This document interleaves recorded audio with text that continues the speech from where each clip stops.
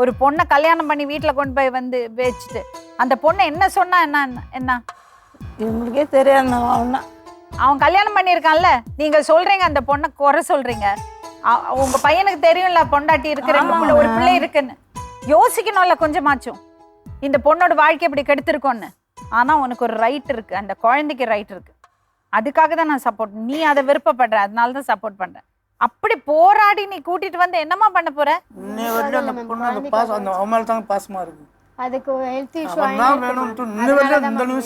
வந்தேன் குழந்தையால தான். எவ்வளவு தூரம் உங்ககிட்ட உண்மையா இருந்திருப்பான் அவன், யோசிச்சு பாரு.